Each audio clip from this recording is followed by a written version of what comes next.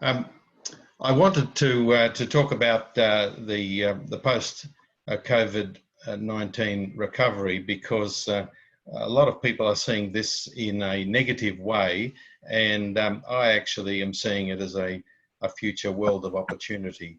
Perhaps that's just because I'm an optimist. I'm not too sure.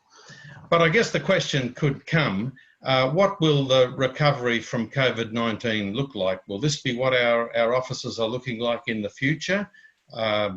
Will everyone have to go to work wearing masks, or will it be something different? I think the first place to look is at, as a leading indicator, is the stock market. It's a leading indicator and it'll point the way. And I had a look at the performance of the international stock markets for April, and I found that they've gained 30% in April, and that's the largest gain in any month in over 30 years that I could find. I've gone back 32 years now, and a 30% gain in 1 month is quite extraordinary. And so a lot of us think about the dip that's occurred on the stock market and what's happened to our superannuation or our Kiwi Saver or whatever, but it's actually gone up 30% in the month of April. It's an expression of confidence levels in markets, and the prices on the stock market reflect a balance of market opinion on the direction of future earnings of companies. Now, we all probably know that, but the stock market is looking ahead to the future, so obviously sees that future earnings might not be as bad as perhaps they were on the 23rd of March when the stock market was at its lowest point. It's also an indication of the capital requirements of companies as we look forward. And I guess it's a balance of view of the future direction of the world and business and commerce generally, and general affluence. To have a look at a historical view, I've just prepared this slide, which takes you back. I'll just go back to that slide again. I didn't leave it there long enough because I was just trying to make a bit more room on my screen. And you can see that there have always been problems, recessions, and the like. And when you're in the middle of any downturn in the stock market, it looks very bad. But after you're out of it and you look back, you find that it's really a blip along an increasing line that's going in one direction. If you look at where we are now, the COVID-19 screen, which is the latest I had when I prepared this slide, down 37%. It's gone up 30%, as I said before, but off a lower indicator because it came down off 100. So 30%, 37% down from 100, but it's gone up 30% on 63. So it's a lower denominator. So it's not as though there's only 7% to go. There's about half of it to go back. But there are always going to be downturns in markets. This has been one of the biggest, but ultimately in a few years' time, it'll just become another blip along the way. So I guess the question for us all to consider is, what will the future world be looking like? What will it look like? What is going on in the economies around the world? And central banks are providing enormous levels of stimulus, and that stimulus is coming out in a way that is, I guess, twofold. I'm just trying to adjust my screen, if you wouldn't mind bearing with me just for a minute while I find out where I want to go here, because it's slightly playing up for me. Just bear with me a moment. What we're doing, the central banks are providing enormous amounts of stimulus, and they're printing money, not debt currently. What is happening is that the government is buying, is issuing bonds, and the Reserve Bank is buying them, and that's the way in which the money supply gets increased. So it's the same as printing money, but they're not borrowing money from the rest of the world because everyone needs more money, and there isn't anyone that can do the lending just at the minute. I guess that the left versus right is a false binary, as conservative governments are now doing everything they can to support employees. And as I said, it's, in a way, you might consider it a universal basic income in some respects. The state guaranteed loans and payroll assistance for business has also been quite substantial. So I guess that what we're finding is that it's stakeholders, not shareholders, that have primacy in this new world. And the future economic settings might be rather different as we go forward. First of all, I think inequality is a risk to us all, and this is something that we're learning now, because this is a health problem that the world has been facing, not an economically driven one. So no one is safe until we're all safe.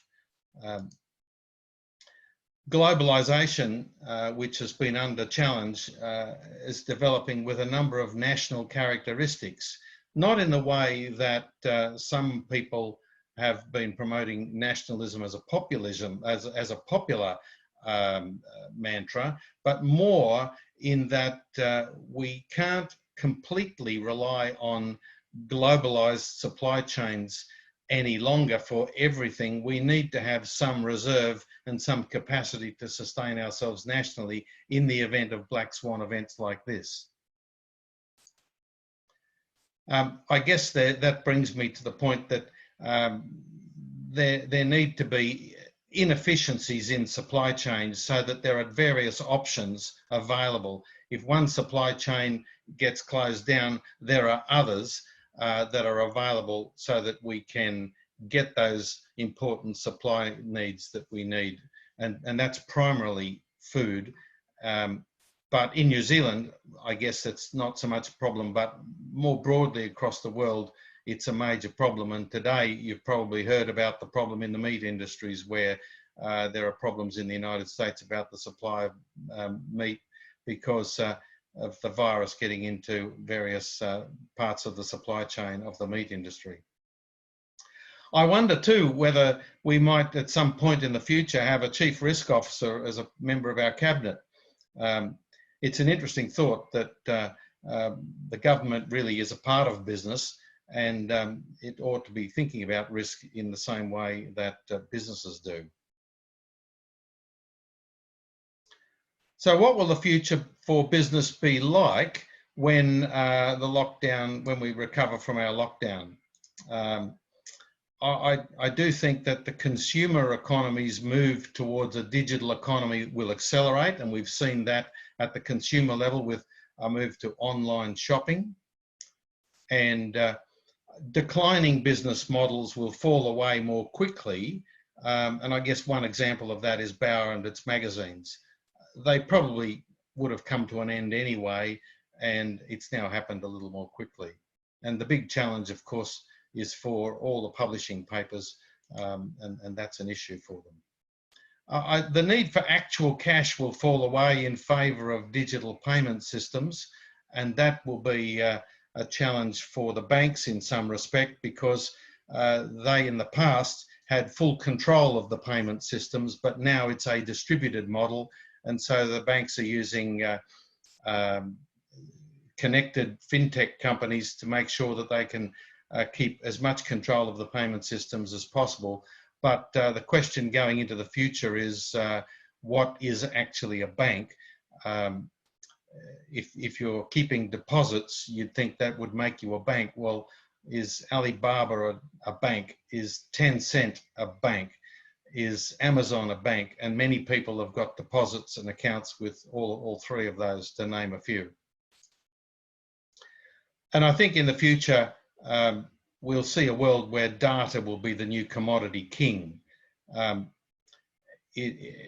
whole of the world will value data much more so that they can refine business models and respond to stakeholder needs much more efficiently. It'll be an analytical world that we'll move into in the future.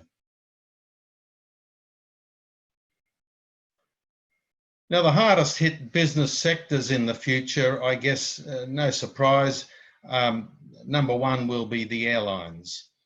And in the airlines, I think air travel will become a less dense environment in the future. And so therefore, I think it's going to become more expensive. The higher level of service will be offered, I think, by the airlines, and that'll justify higher prices despite cheaper fuel available to them.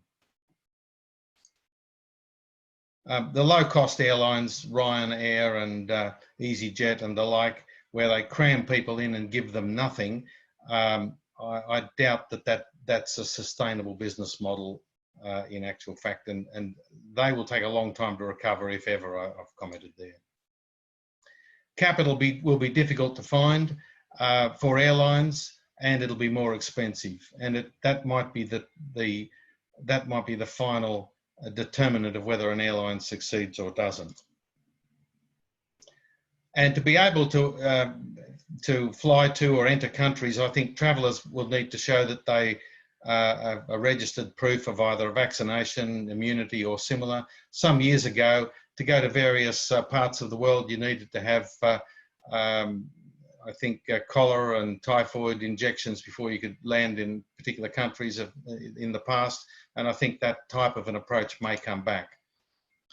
Tourism is going to be hard hit, or it is already hard hit. And I think tourism will become a more bespoke experience to a large degree to maintain the business margins that tourism operators will want. Mass travel, I suspect, might be avoided by a lot of the market, and I think the cruise ships will take some time to recover the customer confidence. Local hospitality will recover quite quickly, I think, but service quality and safety and a less dense environment will be everything.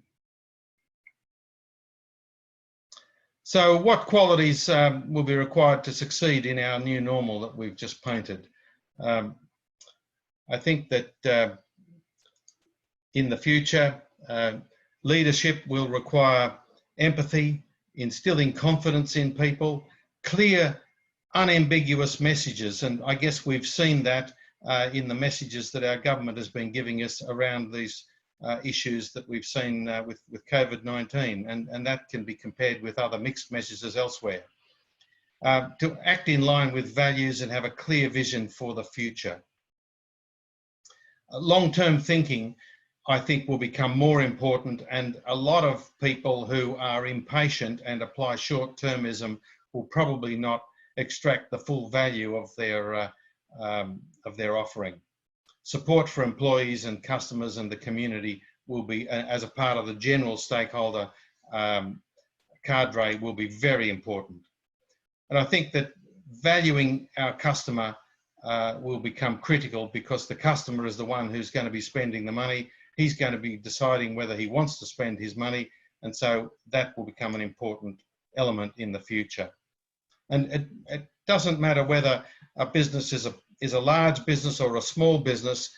It'll have to act like a small business. It'll have to rapidly develop and adapt new products and learn from market responses. Some people call it fast fail. And it'll have to be, frugal thinking will have to be brought so that there's a clear line of sight between each expense to any income that's likely to come from that. So focus resources, and as I think Jack Welch used to say, if you don't have a competitive advantage, then don't compete, but have a compelling value proposition to attract your customers.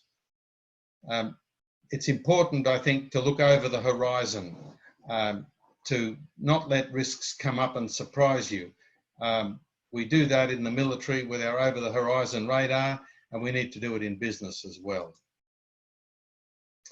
A close monitor on performance is important. If it isn't generating value, then businesses will need to drop it, and drop it quickly before too much capital is expended on it. And as I said before, value data, the new currency of success. Businesses will need to build their digital presence, and you never know, you might earn more online that you ever could in reality because of the world of customers that you might be talking to. To invest in digital marketing and unlock a world of customers. And I think it's important at a time like this to include this last one, to look after yourself. Make sure that you're pursuing what you want to do, and happiness is the key to good health. So stay healthy and look after yourselves. And with that, I'll hand it back to Jordan. Thank you. Thank you very much, Phillip. That was incredibly insightful. We are going to be opening the floor up to questions now. If you have questions, obviously, please feel free to type through me. Some questions we already have here is, with the government and central banks seemingly printing money full-time to support organisations that otherwise at the moment would not survive, at what point is this fiscal policy simply sort of propping up unsustainable businesses that once the printing stops, they are going to fail regardless? Well, the printing of money, the increasing of money in the money supply to provide liquidity and support for people who are temporarily seeing their revenues evaporate, largely because they've had to close their premises, close their business, that will continue. But ultimately, once we get past that, it'll be up to the business to provide itself with a viable, supportive business model. Otherwise, it won't continue to operate successfully, and it will actually have to fall into liquidation. The printing of money itself increases the money supply, and I think that what will happen there, the more money is printed, the more we'll see exchange rates fall. And even in the short run, we've seen the exchange rate against the other currencies fall a little bit from the Kiwi point of view. Okay. In sort of 12 to 24 months, do you believe that things will be back to sort of business as usual, or are there parts of the country that obviously won't recover the same further than the sort of sectors that you've already touched on?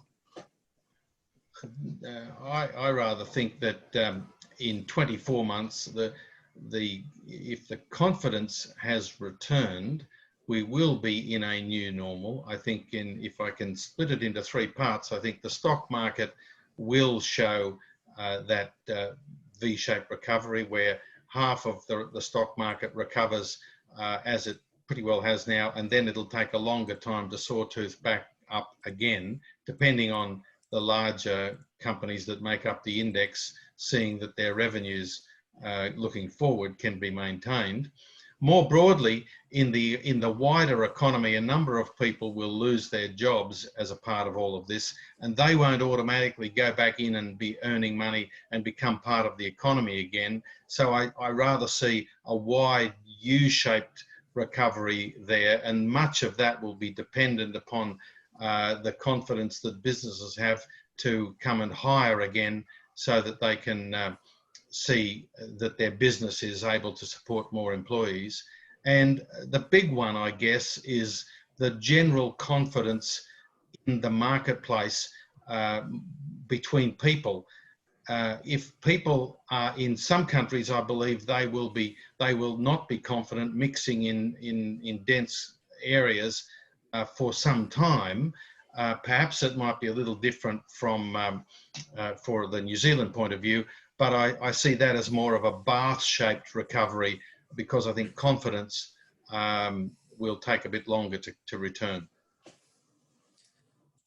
The 30% sort of share market recovery that you touched on, is that New Zealand specific, or have most markets globally felt the same recovery? I look at the international FTSE actually, but I think the Dow's done about that. The Australian market's done a little less. The Kiwi market is a bit different because it's an accumulation index, not a capital index, which tends to perhaps slightly give a more optimistic view on it, but it's about the same.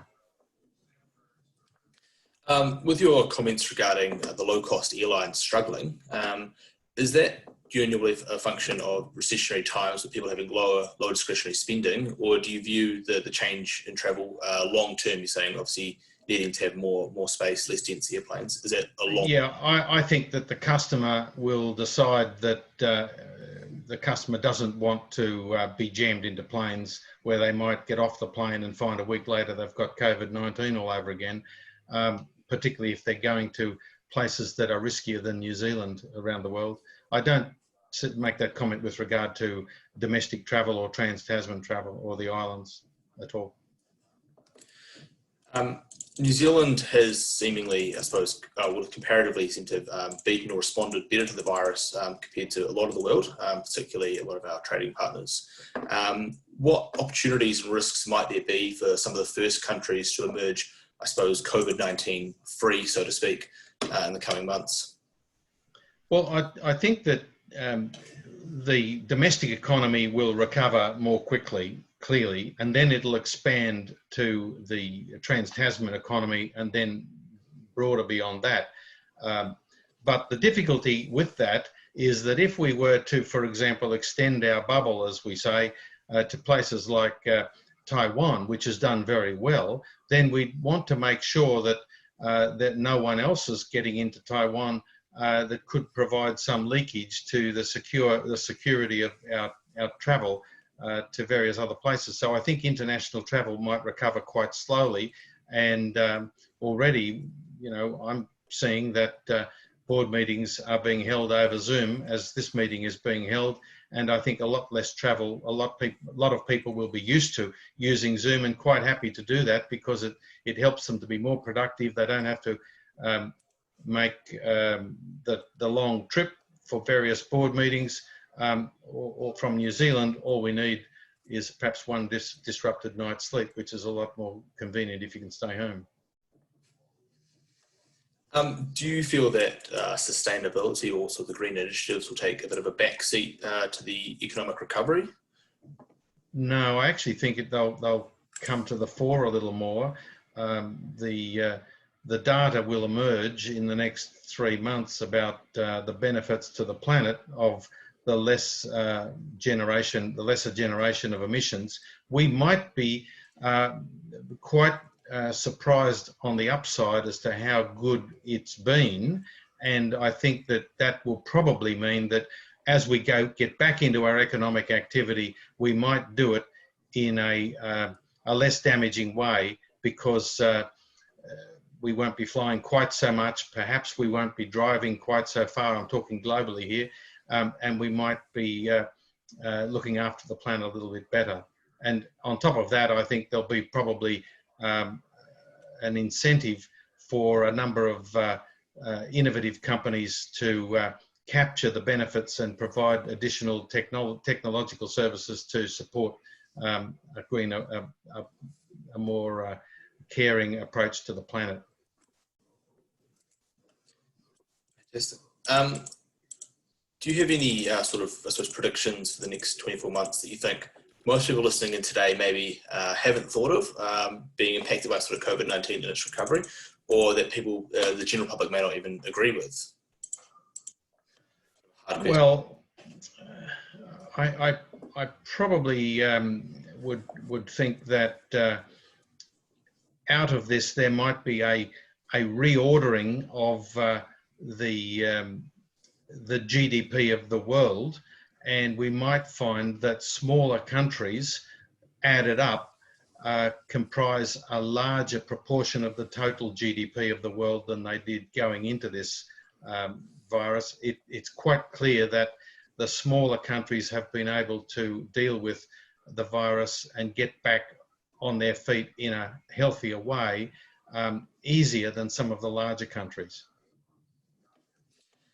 You briefly touched on sort of a growing demand or option for universal basic income.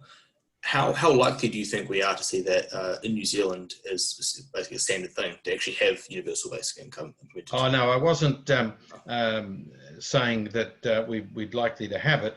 I was sort of saying that if you look around the world for the support for employees, it's quite widespread, and the markets have been very highly stimulated, and a lot of money has been spent to support employees.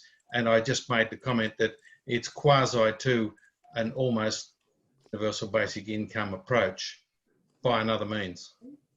I'm not suggesting that that might be something that the governments will move to purely because they will have spent so much money, and indeed they'll probably want to get their budgets back into control over time. How do you see sort of governments, I suppose, getting the budgets back into line? You see during the economic, how do you think they're going to recoup a lot of the sort of the money that they're spending at the moment? Yeah, well, in the New Zealand case, the government has been issuing bonds to the Reserve Bank, and the Reserve Bank's been buying them, providing the government with the cash to inject into the economy. So it's really been borrowing from itself, which is the equivalent to printing money. They will take a responsible approach. I think that either side of politics in New Zealand will take a responsible approach, and will try to get the debt to the Reserve Bank, the bonds repaid over an extended period of time. It might take 10 years, but it'll be a similar approach to what was taken by the government after the global financial crisis, I think. The numbers are a bit bigger, unfortunately. Do you think that there'll be a rethink of transportation in New Zealand, mainly reviewing the need for a lot of the major roading projects that are already sort of underway, or well, they're not underway yet, but planned? Oh no, I don't think anything will come out of the COVID-19 for that. It'll be driven by a pragmatic view as to what infrastructure is needed for the country, I think. What further than, I suppose, the qualities you'd like to see for the recovery, what can organisations, I suppose, do at the moment, in your opinion, to accelerate their own recoveries as much as possible? Well, in the case of Zealandia, where if I can just talk about that one for a moment, because I know we're all from Wellington, we want to support Zealandia, so there's the plug. We've had to close our doors, and we will reopen in once we get down to level 2. But we've wanted to maintain contact with people who buy into the mission of Zealandia as to maintaining that sanctuary in the city. And by the way, one thing I might just share with you now is that Wellington is the only city in the world with a sanctuary like that in the middle of the city, regarded in the middle of the city. And I might also, while I'm singing the praises of Wellington, say that in a recent study which has come out, Wellington, I think, was the 3rd most peaceful city in the world. And New Zealand, I think, after some of the Nordic countries, came out as the number 8 happiest country in the world. So I think we've got a lot to be thankful for that we live down here. But in the Zealandia case, we will try to look at reimagining our business model, and we've already done quite a lot of work on that, because it's quite clear to us that the cruise ships won't come back, and they won't be providing that element of revenue to support our conservation mission at Zealandia. So we'll be providing some value-add services that we hope the domestic economy will be looking to undertake with us. Fantastic. I suppose you remind everybody listening in to all support Zealandia as soon as you can and revisit. I wonder, so what is your view on the premise that the Achilles heel of the recovery will be reduced consumer expenditure associated with a low and loss of consumer confidence? Yes, I think that the consumer may well say, I'm not travelling so much, I don't need, that extra suit or that extra dress, I don't need to buy quite so much. I'm used to spending less through this lockdown period, and therefore I'm not really in a hurry to go back and continue my previous rate of retail spending. Additional to that, the consumer consciously or subconsciously might be aware of the fact, particularly the older retired cadre might be saying, well, I'm not getting any return on my savings at the moment because interest rates are practically nothing. And so maybe slowing down my spending and not going back to ways of the past might be a good thing. So I think it might be quite difficult for retailers to attract customers back for a little while, and probably they'll have to squeeze their margins to make better offerings to attract customers. Do you think there is much of a sort of a worry, I suppose, with inflation without economic growth, in regards to that we are sort of printing money, probably without the economic growth? Do you think there's sort of a risk of stagflation? Well, in inflation, we're seeing in terms of inflation of the money supply, but inflation in terms of cost increases, I think it's really been stomped on, and there's almost no opportunity for inflation in the cost increase concept of it. CPI is pretty flat at almost nothing, and I think it may well go backwards in the short run. I don't think inflation's a problem in the CPI context, and therefore I think that the issuance of more money, increasing the money supply, won't be a case of kicking the can down the road as it was in the 80s. From the current share market trends, what sectors or products do you think New Zealand is benefiting from? We have seen obviously the massive spike in both A2 milk and Fisher and Paykel healthcare, but are there other examples that you know of that we're sort of beating the downturn trend, I suppose? Well, I'm not going to get into stock picking, but perhaps if I can widen it a little more and point to the fact that Amazon, for example, with its huge online reach, has just seen its shares go up quite a deal in recognition of the increased sales that are coming because of the circumstances of the people who are buying their products. And I do think that online sales will have to become a bigger part of retailing for a lot of customers in the future, for a lot of businesses in the future. But you can't do that for a cup of coffee. You've got to actually go and collect it. So I think that the ways in which we interact with our businesses will be somewhat changed. And we've already seen a lot of innovation about that. What approach do you think that the real estate market and startups should take in order for it to have a sort of speedy recovery? Well, the real estate market, I'm going to take a contrary view here from some others who have really looked at the short term and said that real estate will decline.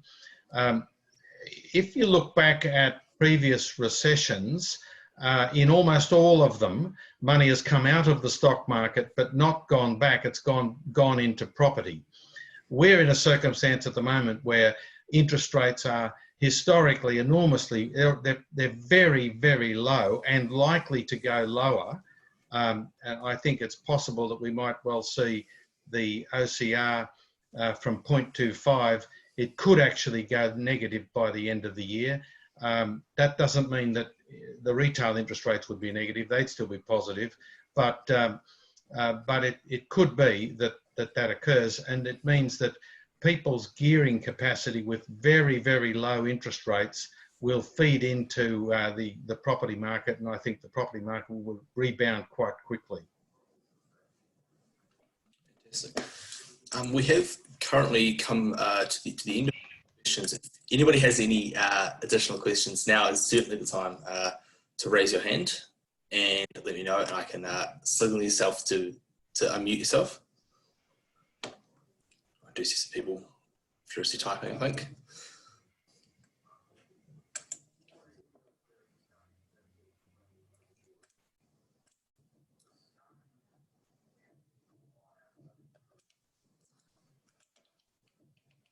Denise, if you would like to unmute yourself, sorry. Thank you. Philip, thank you very much. Very interesting overview, and it has us all thinking. Many of us, and you've mentioned Zealandia, are associated with not-for-profits, which face varying disruptions in their future life. And you've mentioned, so for example, for Zealandia, It might be in terms of the visitor markets. For many not-for-profits, it will be disruptions in their traditional funding sources. And I'm thinking about some of those that Rotary trusts actually support. They look to our support, but many of those smaller charities also look for everything from the barbecue to the cake stall, and those are a bit limited in current context, but perhaps longer term, the outlook in terms of the charitable foundations and particularly the gaming trusts, which have underpinned those. And I wonder if you have any thoughts, Phil, or advice in a sense for those of us who are helping to keep not-for-profits doing their good work for the community. Thanks, Denise. Well, I think that where not-for-profits, in New Zealand, we have a very special society. We care about other people. We care about that we want to have everyone to have a happy life, and we want to support people in need. I think that's a broad generalisation that we might all buy into. And I think that with not-for-profits, whatever the purpose of the particular charity or not-for-profit, I'd be hopeful that that the people out there that are engaged with those not-for-profits or charities will continue to be engaged and support them. Of course, at the end of the day, all of these entities are probably chasing a limited market of dollars out there when you look at it in total. And if some of those people who were supporting those charities find themselves in more difficult circumstances, then there might be a downturn in their ability to support them. But broadly speaking, I would think that if the commitment is there to the purpose and that people buy into the purpose, then they'll continue to support the charities. But at the end of the day, these trends do follow the broad economic cycles, and so there will necessarily be some sort of downturn. Thanks, Phil. If I might, just a supplementary. So some of us are also involved on the other side, which is the support. So a number of us, the ILOT Trust met just yesterday, and we have around $170,000 that will plan to go out on our next funding round. The Wellington Rotary Charitable Trust makes sizable ongoing investment in particularly Wellington, not-for-profits. Do you have any thoughts, if we think about how charitable trusts that do have assured funding streams can invest, if they think about the not-for-profits they support through this particular time, do you have any thoughts on how that might be done most productively? And I realise, Phil, that you sit on both sides of that spectrum of both funding and, of course, chairing not-for-profits. You mean how should the not-for-profits invest their monies? No. More, how should the charitable trusts, I've given a couple of Rotary-related examples, think about supporting the community over this particular time? Do you think there might be particular focus for investment in community organisations, or might there be ways we should change our thinking about funding into those community organisations and not-for-profits? Well, I get it now. I think the example I can best give is the Salvation Army that I do quite a lot of work with. And at the Salvation Army, we have seen that there's been an enormous increase in need through this period. And so we are actually spending some of our capital reserves to support those people through this period to provide for their needs, and hopefully we'll be able to earn that back in the fullness of time. But we're really looking at trying to meet the need right now, and I think that if charities are meeting genuine need, then they'll be respected and supported in the longer term, I would have hoped. Thank you, Philip. We've got another question. You can unmute yourself, Rob. Phil, it's Joan Smith speaking. I was just wondering if you might have some comments on what might change with governance, both for NGOs and for commercial entities. I think that what is likely to change for governance, I think, is that going forward, I think every business leader in some way is going to be a healthcare leader going forward. I think that caring for our people will be something that'll be much more important than we've realised in the past. I think also that from the government point of view, if we don't preserve the employers, it's going to be very difficult to keep paying the employees. So I think that it's not only the unemployment of the individual, but it's the ongoing viability of businesses will be a concern for government as well. And I guess the data on this one shows that the economy has absolutely nothing to do with the long-term impact of a business. This is a health problem that's come and hit us in the face. It's not a business downturn sparked by the normal excesses as they were of the 80s or in the global financial crisis. This is a health problem that we need to overcome. And as I said in my presentation, if we're not all healthy, then no one is healthy. Yeah. Thank you. And safe. Russ, you have a question? Hello, Russ. I didn't see you there before. Still muted there. Startups and new investment opportunities with the sort of aftermath of COVID, do you think most of them are going to try and head for the stock market to try and get their capital, or do you think this is the time when the private equity is going to pretty well take over most of those real opportunities? Russ, I think that as I said before, money that's probably taken out of the stock market will take a little while to go back in from the non-professional part of the market. In the professional part of the market, I think that the markets at the moment are trying to reprice risk, and they're trying to collectively assess where the risks, how much value should be returned for taking particular risks. And so the so-called equity risk premium is something that's being re-evaluated in the professional market right now. And that's why we're seeing this volatility, because the market hasn't settled on where the risk element in businesses ought to settle.